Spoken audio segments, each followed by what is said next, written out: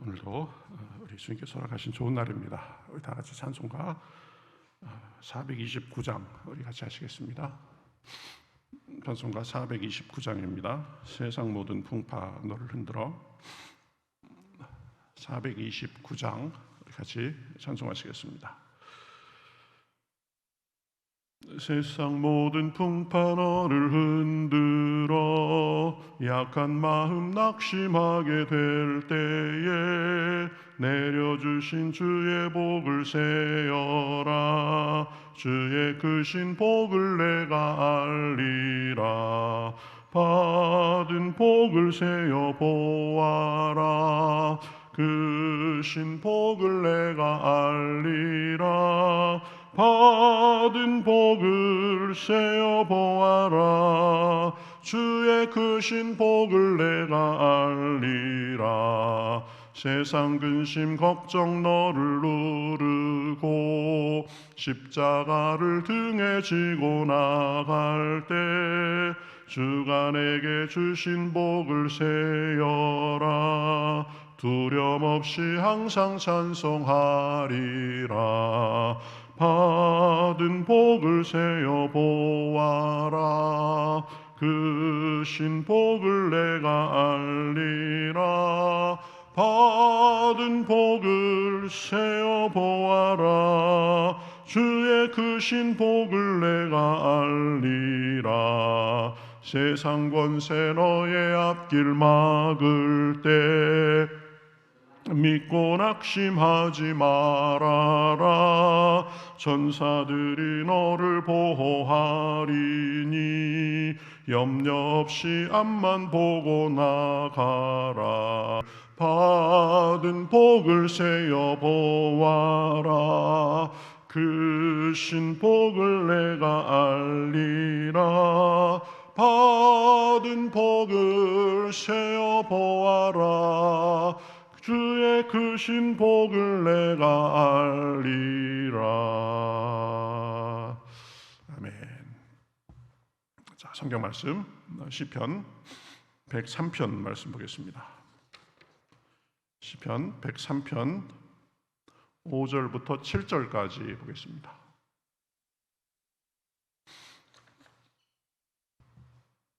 시편 103편 5절부터 7절까지. 자, 우리 한 목소리로 같이 읽겠습니다. 세 절이니까요. 같이 읽겠습니다. 시작. 좋은 곳으로 내 소원을 만족하게 하사 내 청춘을 독수리같이 새롭게 하시는도다. 여호와께서 공의로운 일을 행하시며 억압당하는 자를 위하여 심판하시는도다. 아멘. 우리 한 절 더 읽어야죠. 7절까지. 그의 행위를 모세에게 그의 행사를 이스라엘 자손에게 알리셨도다. 아멘. 자, 시편 103편 내 영혼아 여호와를 송축하라. 그래가면서 우리가 하나님께 찬양하고 또 감사를 해야 될 이유들이 무엇인지를 쭉 이렇게 지금 나열하고 있는 것을 볼 수 있습니다. 그래서 어제는 하나님께서 우리의 죄를 사해 주시고 우리의 병을 고쳐 주시고 또 우리의 생명을 파멸해서 속량하시고 인자와 긍휼로 관을 씌우셨다. 그런 부분에 대해서 우리가 살펴보았습니다. 자, 오늘도 계속 이렇게 이어지는데요. 오늘도 네 가지 정도를 한번 우리가 생각하도록 하겠습니다. 5절에 보면 좋은 것으로 내 소원을 만족하게 하사 이렇게 말씀하십니다. 그러니까 하나님은 우리의 소원을 만족시켜 주시는 분이시다. 그것도 좋은 것으로 채워주시는 분이시다. 이렇게 말씀하고 있습니다. 우리가 바라는 것이 사실은 하나님께서 보시기에 다 온전하고 합당한 것은 아닙니다.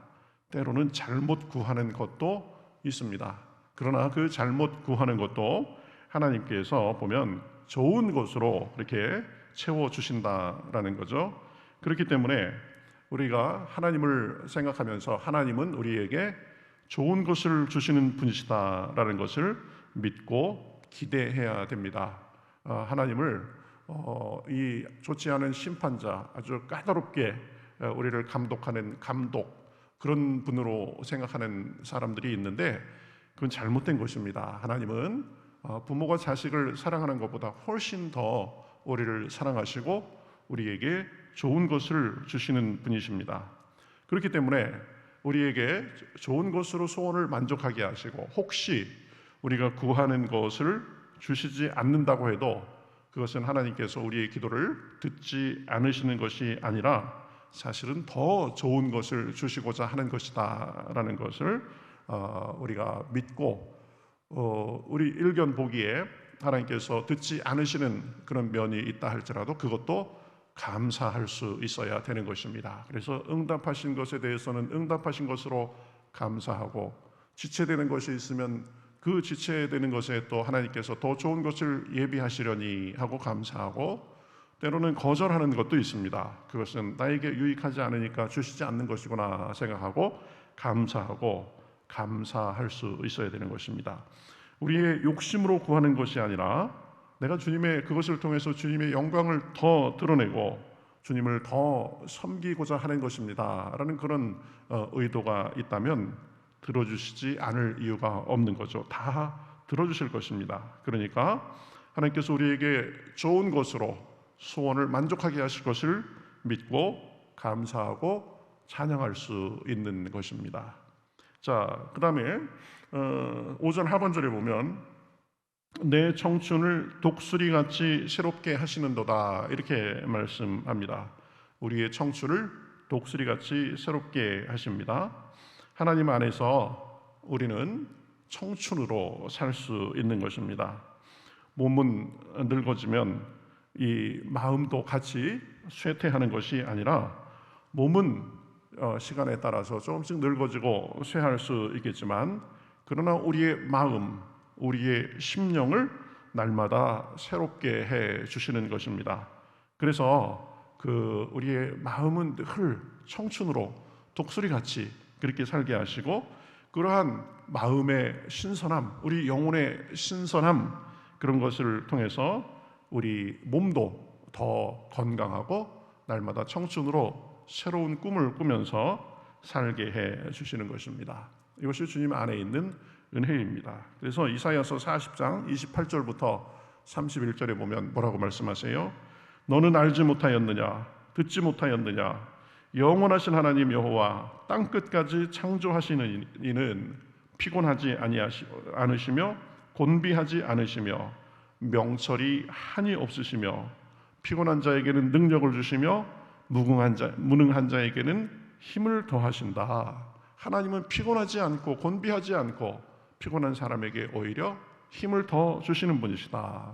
그래서 30절에 보면 소년이라도 피곤하며 곤비하며 장정이라도 넘어지며 쓰러지되 오직 여호와를 앙망하는 자는 새 힘을 얻으리니 독수리가 날개치며 올라감 같을 것이요 다른 박질하여도 곤비하지 아니하겠고 걸어가도 피곤하지 아니하리로다. 이렇게 말씀합니다. 그렇죠?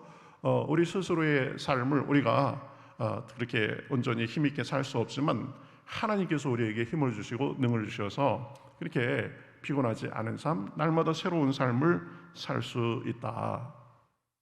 고린도후서 4장 16절에서는 또 뭐라고 말씀하세요? 그러므로 우리가 낙심하지 아니하노니 우리의 겉사람은 낡아지나 우리의 속사람은 날로 새로워지도다. 그래서 우리의 마음을 새롭게 해주시고 우리의 영혼을 새롭게 해주셔서 그것으로 늘 우리가 새로운 꿈을 꾸며 피곤하지 아니하고 곤비하지 아니하고 그렇게 새로운 나날을 살 수 있도록 해주시는 것입니다. 우리의 청춘을 독수리같이 새롭게 해주신다. 그 다음에 6절에 보면 우리 하나님은 공의로운 분이시다 이렇게 말씀합니다. 여호와께서 공의로운 일을 행하시며 억압당하는 모든 자를 위하여 심판하시는도다 이렇게 말씀하시죠. 주님은 공의로운 분이십니다. 사람의 얼굴 보고 친하다고 또 자기 편이라고 또 그것으로 인해서 그른 것을 옳다 하고 옳은 것을 그르다 하고 그러는 분이 아니십니다. 항상 일정한 기준을 가지고 공평과 정의, 인자하심과 사랑으로 사람들을 공평하게 대해 주시는 분이십니다. 그래서 주님의 그 심판과 판단에는 이의를 제기할 수가 없습니다. 너무나 공정하고 정확하기 때문입니다. 또 억압당하는 자를 위해서 심판하신다라고 했습니다. 가련하게 억압당하는 사람들, 눌린 사람들, 그런 사람들을 위해서 하나님께서 심판하시는 것입니다. 우리가 뉴스나 이런 거 보면 우리나라 그 정치나 법조계에 있는 사람들이 제일 많이 듣는 소리가 뭐예요? 공정하지 못하다라는, 공정하지 못하다, 내로남불, 그렇죠? 아시타비, 내가 하는 것은, 우리 편이 하는 것은 다 옳고 다른 쪽, 내가 아닌 쪽은 다 그르다, 그런 이야기를 많이 듣습니다. 정의롭지 못하다라는 거죠. 진영 논리에 빠져서 정의와 상식을 굽게 하는 그런 모습을 우리는 뭐 어렵지 않게 이렇게 보고 삽니다. 그런 세상에서는 규정대로 하면은 손해보는 거고 바보가 되는 경우가 많습니다. 법대로, 법 따로, 실제 따로, 규정 따로, 현실 따로. 그래서 그건 그거고 뭐 현실이 그렇습니까? 그래가면서 그냥 이상한 짓 하다가 잡혀 들어가고. 우리나라가 좀 이상해요. 보면은, 그죠? 법은 법이고 규정은 규정이고 그거는 그것대로이고 실제적으로는 우리는 이렇게 합시다, 이런 게 굉장히 많이 있습니다. 그런데 하나님은 그런 분이 아니시다라는 거죠. 정확한 기준과 잣대를 갖고 공평무사하게 적용하시는 분이십니다. 얼굴 보고 누구는 봐주고 누구는 안 봐주고 진영 논리로 잣대를 늘렸다 줄였다 그렇게 하는 분이 아니십니다. 그래서 하나님께서 세우신 기준이 있으면 그것을 곧대로 믿고 따라가면 되는 것입니다. 그래야 인정받고 심판을 통과할 수 있는 것입니다.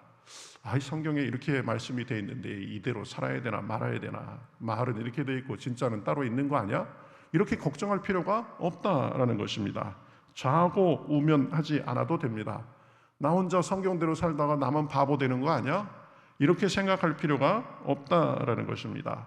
하나님께서 우리에게 주신 그 공평한 기준인 말씀대로 살면 그것이 가장 하나님 앞에 합당한 길이고 하나님 앞에 인정받을 수 있는 길이 되는 것입니다. 왜 그래요? 하나님은 말 따로, 실제 따로, 말씀 따로, 현실 따로인 분이 아니라 우리에게 가장 정확하게 말씀을 주시고 그 말씀대로 행하시는 분이기 때문입니다. 공의로운 분이시다. 그래서 우리의 잘한 것에 대해서 칭찬하시고 우리가 잘못한 것에 대해서도 예수 그리스도의 은혜를 통해서 바로잡아 주시고 그렇게 이끌고 가시는 분이시다. 네 번째로는 하나님은 자기 자신을 우리에게 알려주시는 분이십니다.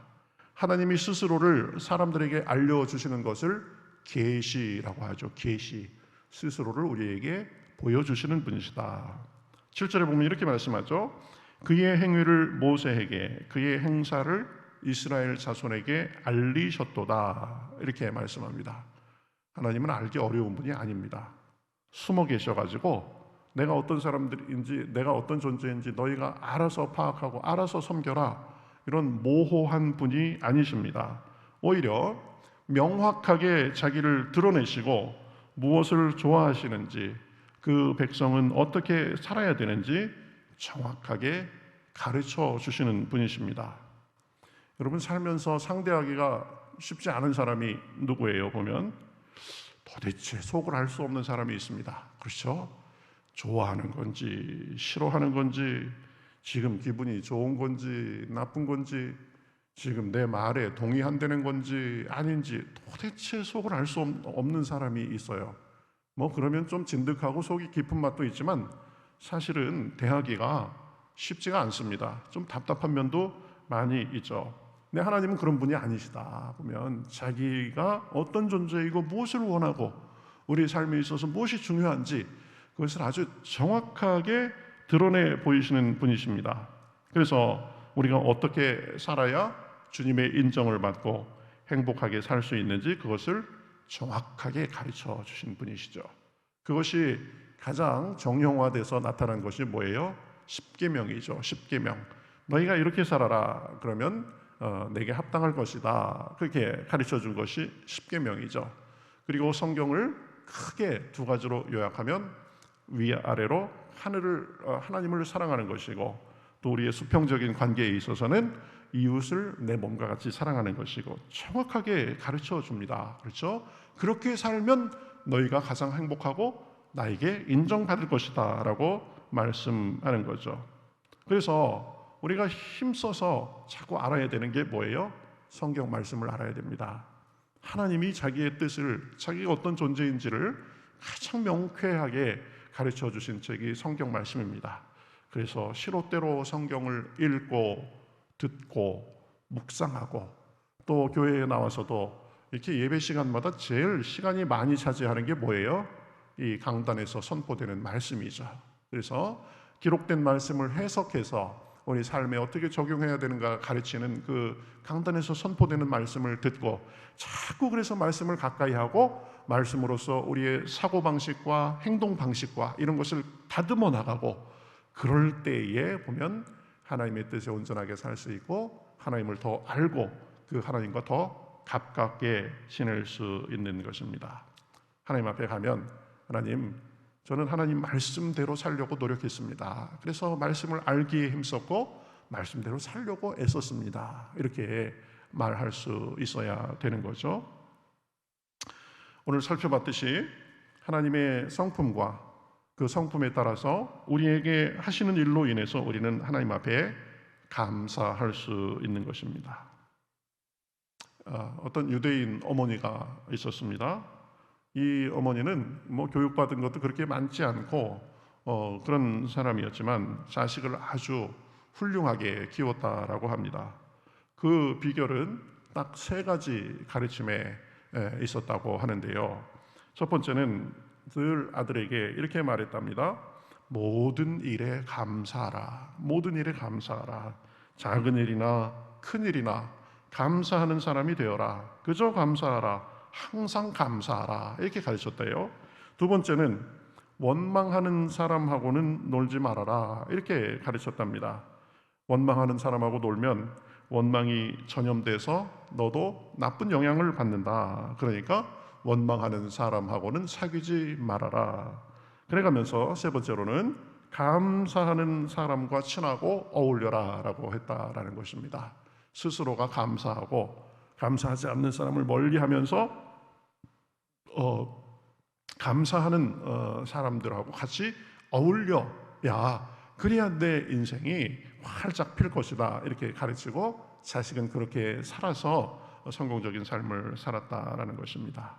우리도 하나님께서 우리에게 하시는 일을 생각하면서 늘 감사와 찬송이 넘칠 수 있기를 바라겠습니다.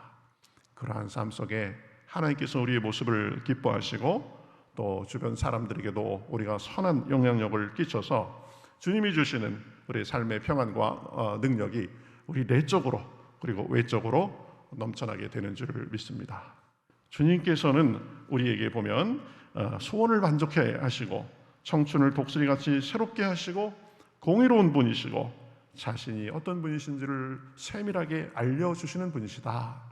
그 주님과 함께 오늘도 기도할 때 크신 은혜 많이 받고 오늘도 독수리 날개치며 올라감 같은 그런 하루가 되시기를 우리 주님의 이름으로 축복합니다. 우리 같이 기도하겠습니다. 하나님 감사합니다. 우리를 고아와 같이 그저 두지 않으시고 우리를 그저 낮고 천한 존재로 멀리 떨어져 계신 것이 아니라 우리와 함께 하시며 우리의 소원을 만족하게 하시고 청춘으로 독수리같이 새롭게 하시고 공의로 다스리시며 하나님이 어떤 분인지 그 뜻이 무엇인지를 잘 가르쳐 주셔서 감사합니다. 오늘도 그 하나님께 우리의 몸과 마음을 드립니다.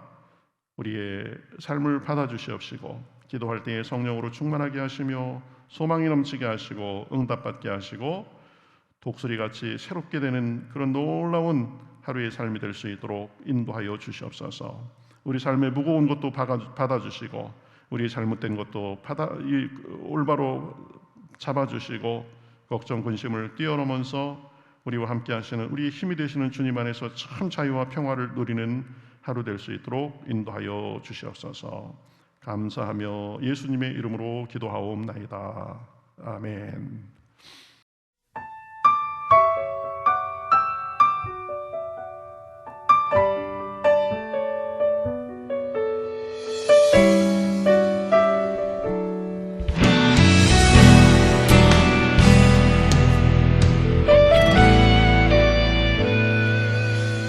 주님 말씀하시면 내가 나가리다. 주님 뜻이 아니면 내가 멈춰서리다. 나의 가고 서는 것 주님 뜻에 있으니 오 주님 나를 이끄소서. 주님 말씀하시면 내가 나가리다. 주님 뜻이 아니면 내가 멈춰서리다. 나의 가고 서는 것 주님 뜻에 있으니 오 주님 나를 이끄소서. 뜻하시